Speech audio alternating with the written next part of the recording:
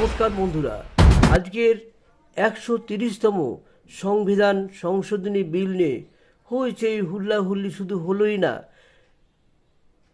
সংশোধনী বিলের যে খসড়া সেটি ছিঁড়ে সংশোধনী বিলের খসড়াটি ছিঁড়ে অমিত শাহের মুখে ছুঁড়ে ফেলেছেন। এটাই অভিযোগ। আসুন আমরা দেখব, এত যদি চোর ডাকাত ভোটে দাঁড়ায়, ইলেকশন কমিশনের তো ঠিক করা উচিত এগুলো। চোর ডাকাত একবার জেলে গেলে সে জেলে গিয়ে সেখানে যদি জেল খাটে, সেসব আসামি এবং বিভিন্ন ধরনের মামলায় তারা জর্জরিত এই ধরনের ব্যক্তিরা যদি ভোটে দাঁড়ায়, সে ভোট তো সেখানে ভালোভাবে হবে না, সেখানেও চুরি সাঁচরামি হবে। সুতরাং এই সংশোধনী বিল তো এও আগের বার হয়েছে 130তম, তার মানে আগেও অনেক হয়েছে, তা আজকেরটা 130তম। সুতরাং হোক, চোর ডাকাত কেন ভোটে দাঁড়াবে?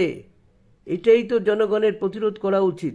বাইরের লোক এসে যদি এখানে থাকে, তবে কি করে আমরা আমাদের খাবার ঠিক মতো খাবো? একটা সংসারে যদি 4জন লোকের জায়গায় 10জন হয়ে যায়, কদিন চালাবেন? সুতরাং দেখা যাচ্ছে বাইরের লোক এসে 4 টাকা 10 টাকার কাজ 2 টাকায় করে নিচ্ছে, এখানকার স্থানীয় লোকরা কাজ পাচ্ছে না, তাদের রুজি রোজগারে মার পড়ছে। সুতরাং সংশোধনী বিল দরকার। এসআইআর তো আগেও হয়েছে, এবারের মতো এত চেঁচামেচি কেন হচ্ছে?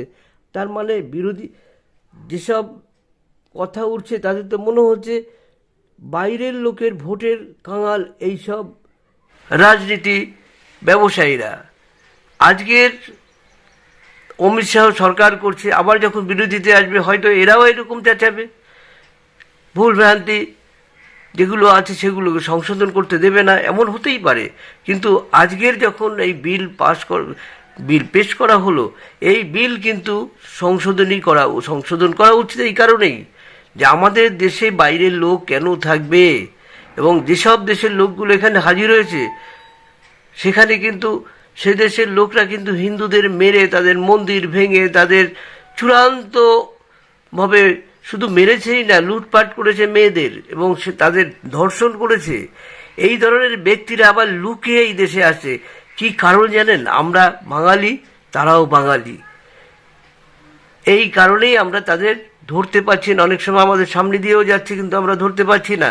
এখানে এসে কিন্তু নাম ভাঙায়, প্রচুর মুসলিমরা এখানে এসে হিন্দুদের নাম দিয়ে ভোটার কার্ড নানা রকম করেছে। এগুলোকে এখনই যদি সংশোধন না করা হয়, ভবিষ্যতে কিন্তু আমাদের দেশ হয়ে যাবে একটা নোংরা জায়গা।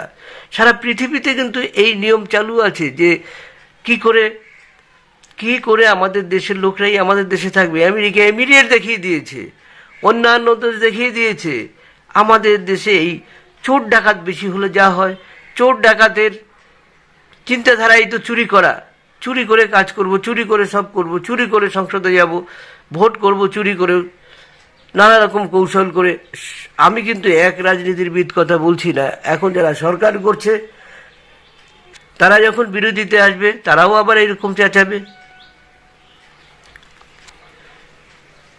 বিজেপি যখন বিরোধী ছিল তখন পাকিস্তানকে খেলতে দিত না, বলতো না, যখন ঝগড়াঝাটি হয়েছে, মারামারি হচ্ছে, আমাদের খুন করছে এসে, তাদের সাথে কোনো খেলা হবে না।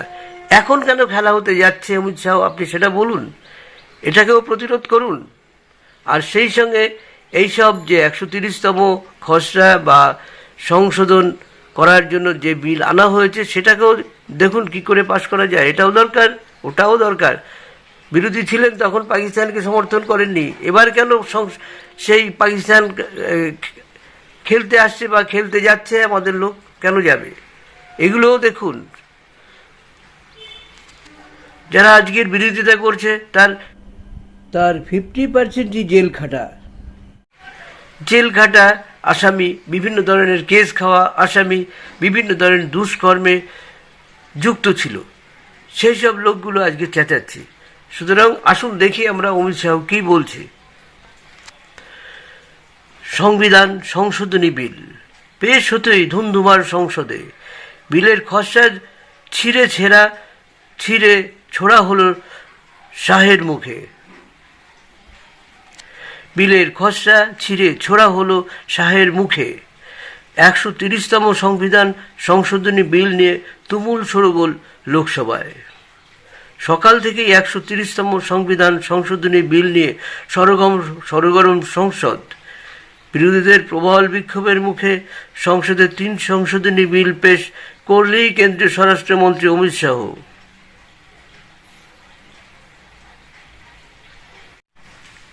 এই বিলকে সকলেরই সাধুবাদ জানানো উচিত, যে বিল আজকের অমিত শাহ সংসদে পেশ করলেন। কারণ কি, এর মধ্যে যেটা বলা হয়েছে, মুখ্যমন্ত্রী, প্রধানমন্ত্রী, মন্ত্রী যারাই জেলে যাবে, যারাই কুকর্মে লিপ্ত থাকবে, তারা কেউ ভোটে দাঁড়াতে পারবে না। এই ধরনের ঘটনা তো ঠিকই আছে। এই বিল তো পাশ করানো উচিত সকলের, যদি সততা থাকে। তা বন্ধুরা, আপনারা কি বলবেন?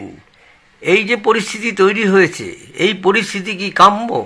জনগণ কি বসে বসে দেখবে? এর অবশ্যই প্রতিবাদ করা উচিত এবং প্রতিরোধ করা উচিত জনগণের নেমে। এটা না করলে কিন্তু এই যে রাজনৈতিক ব্যবসায়ীরা শিক্ষা পাবে না।